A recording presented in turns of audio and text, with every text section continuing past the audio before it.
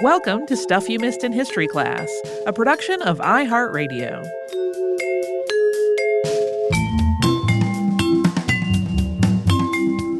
Hey, and happy Friday! Casual Friday is here, and I'm Holly Fry. I'm Tracy V. Wilson. I feel like every day is Casual Friday in a pandemic. Kinda. Kind of. One of the things we talked about this week was James Forten. Yep. Who we talked about pretty openly in the episode, having been both fairly convinced we must have talked about him before. Yeah. I could find no evidence to support that. Nope, me neither. Which brings up an interesting thing, right? There is no evidence for a lot of the aspects of his life that people often talk about. Kind of the biography of him that everybody really turns to is written by a woman named Julie Winch. That biography is titled A Gentleman of Color, and it's kind of like the one that a lot of people reference. And her research is really, really amazing. But she points out, like, what we know is kind of not ever through primary source documents with him, because it appears most of his papers were at some point destroyed, probably in a property transfer or something.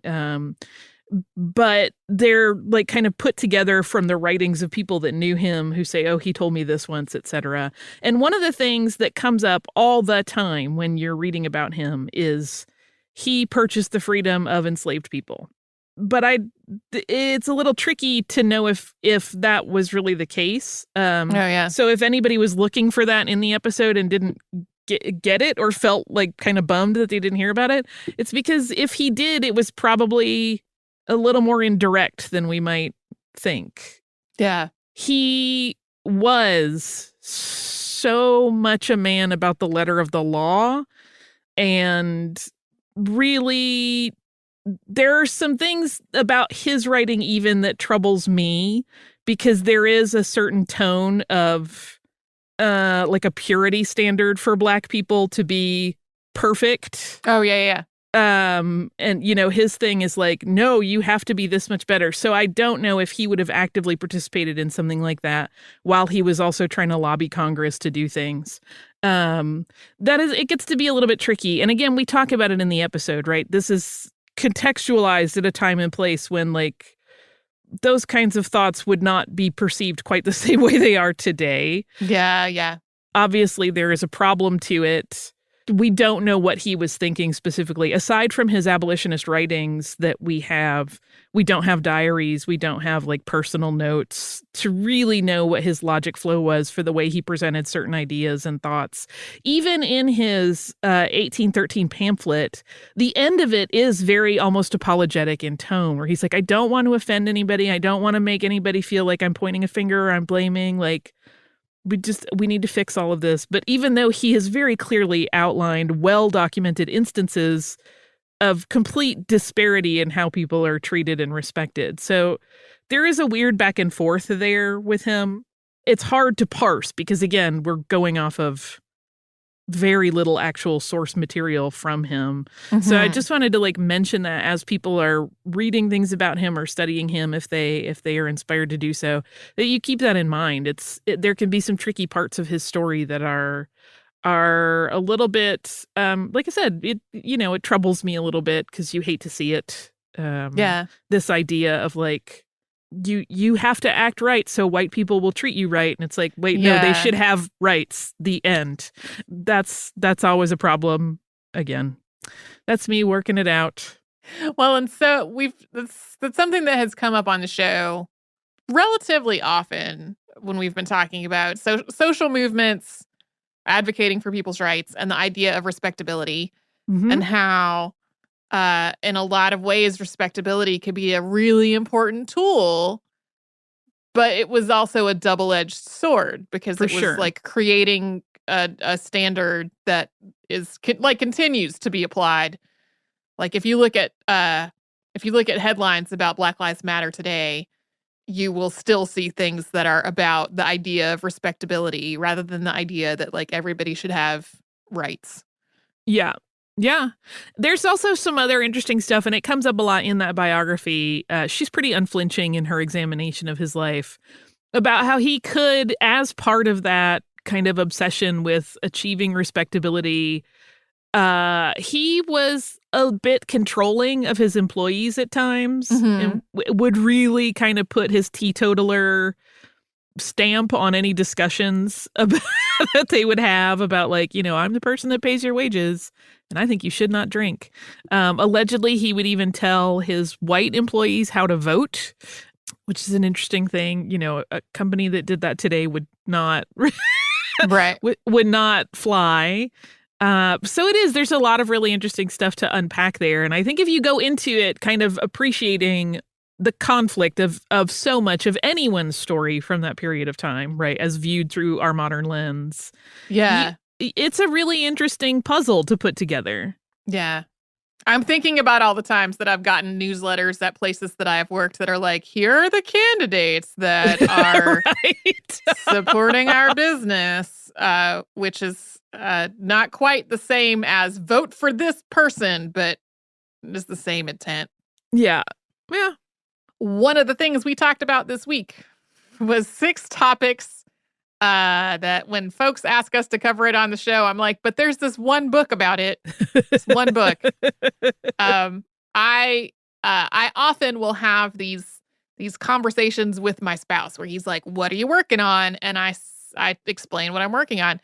And this time, he said, what are you working on? I was like, well, I'm working on a 6 Impossible episodes and I'm calling it, there's a book about it. And he had a totally different read on what that would mean. In his imagination, it was something that is so big that it is only possible to cover it in a book and not a podcast.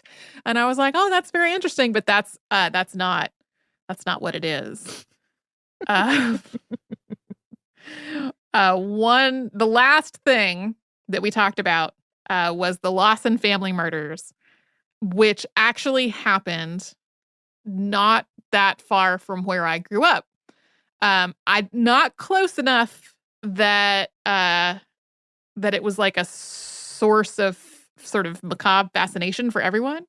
And that episode of the podcast Criminal that we talk about in the episode, Phoebe Judge talked to all of these people from Stokes County, and they talked about it just sort of being like local, almost local urban legend at this point, like a thing that everybody living there knows about and talks about. But it was a thing that I don't think I learned about until high school when the book White Christmas, Bloody Christmas came out. And I got a copy of that book. And I don't know if it's still in my parents' house somewhere. If so, it's super hard to find now. If you want to get the that edition of that book, you can find people trying to sell it for like $900. So I have questions. So you learned about it in high school when that book came out. Did it then become a source of fascination for people in your peer group? I know it became a source of fascination for me, because I, like a lot of folks, I had that sort of fascination with crimes and like really gruesome historical stories. Yeah. The person that I'm pretty sure I learned about it from was actually my drama teacher. And she had known about it for a really long time and was really fascinated with it and was so excited about that book coming out. She had this story that she told us in drama class about like her son. I'm not sure if they had known that the book was coming out, but her son had found a copy of it in the bookstore and was trying to keep her from seeing that it was there so that he could get it for her for Christmas. So yeah, there were other weird stories, some of them true and some of them false, that were more things that we discussed in our peer group. Like there was this supposedly haunted road in a place called Rural Hall, North Carolina, called Payne Road. And we talked about Payne Road a lot. I don't think that we really had Charlie Lawson conversations until possibly after the book came out.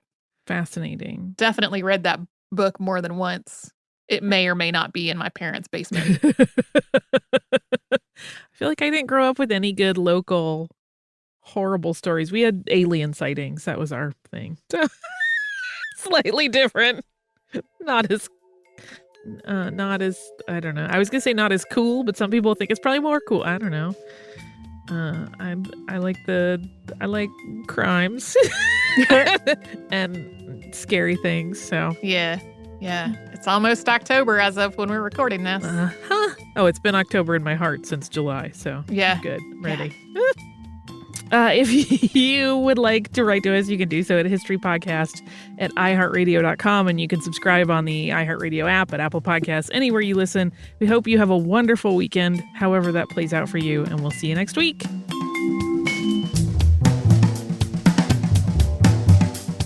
Stuff You Missed in History Class is a production of iHeartRadio. For more podcasts from iHeartRadio, visit the iHeartRadio app, Apple Podcasts, or wherever you listen to your favorite shows.